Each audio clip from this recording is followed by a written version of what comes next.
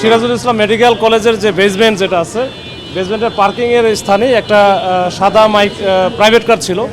এই প্রাইভেট কারে এখানে ওনাদের যে সিকিউরিটি গার্ড আছে তারা হয়তো বা কালকে খেয়াল করে নাই, আজকে সকালে যখন ওই সময়টা দেখে যে দুইজন ভিতরে আছে তাদের মৃত অবস্থায় দেখতে পাই।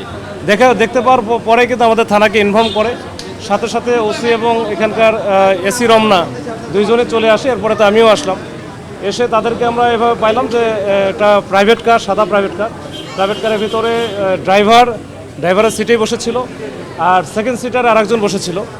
তো আমরা যেহেতু প্রাইভেট কারটা পাইছি, প্রাইভেট কারের একটু চেক দিয়েছি যে এটার মালিককে। তো মালিকের নাম ঠিকানা বের করার পর তার সাথে আমরা যোগাযোগও করেছি, সে আসতেছে।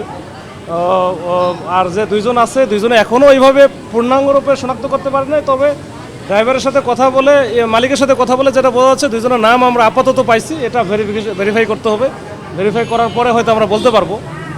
আর এরপরে অন্যান্য যে জিনিসগুলো আছে, বিশেষ করে সিসি ক্যামেরা কিন্তু আমরা পর্যালোচনা করেছি। এটা মূলত এই গাড়িটা আসছে গতকাল রাতে, মানে ভোরের দিকে 5:32 এখানে ইন করে। 5:32 ইন করার পরে দুইজনে আবার বের হয়ে গিয়ে 5:40 দিকে ওই দুইজনের মধ্যে একজনের মালিক আর আরেকজন যে এখানে আছে সে আবার ফেরত এসে আবার সে গাড়ির দিকে যায়। এখন মালিকের সাথে কথা বলে আপাতত যেটা বুঝতেছি যে তাদের এই গাড়িটা তারা আসছিল, এখানে তাদের একটা রিলেটিভ এখানে সিরাজুল ইসলাম মেডিকেলে ভর্তি আছে, তাকে নেওয়ার জন্য। এরপরে এই দুইজনকে রেখে মালিক চলে যায় যে ওই রিলেটিভকে নিয়ে তারপরে তারা মালিক হচ্ছে আবার এরা চলে যাবে। এইভাবে এটা এখন পর্যন্ত এই রাপ এরকম পাওয়া গেছে। আমরা আসলে এটার একটু বিস্তারিত তদন্ত করে তারপরে বিস্তারিতটা আমরা বলতে পারবো, তার আগে আসলে বলা মুশকিল। বসুন্ধরা টিস্যু অশুদ্ধতার বিরুদ্ধে এক বিন্দুও ছাড় নয়। এখন কি ধারণা করছেন, হত্যাকাণ্ড নাকি ভাই ক্রাইম সিন দেখে আপনারা কি বলেন? আমরা যেটা দেখলাম যে মুখ ফুলে গিয়েছে, দুইজনের ব্লাড বের হচ্ছে, ব্লাড বের হচ্ছে, একজনের মাথা যে ড্রাইভিং সিটের পাশে যিনি তার মাথা নিচের দিকে, পায়া যেদিকে রাখে সেদিকে ঢুকানো অবস্থায়, সেটা কিভাবে সম্ভব হলো বা কিভাবে আপনারা কি বুঝলেন? এটা আসলে বিস্তারিত ইনভেস্টিগেশন না করে আসলে বলা মুশকিল। তবে এখানে একেবারে বেসমেন্টটা দুই তলা ওরা নিচে, তাই না? তো এখানে এমনিতেই একটু সাফোকেশন টাইপের আছে, আর প্রচণ্ড রকমের গরম।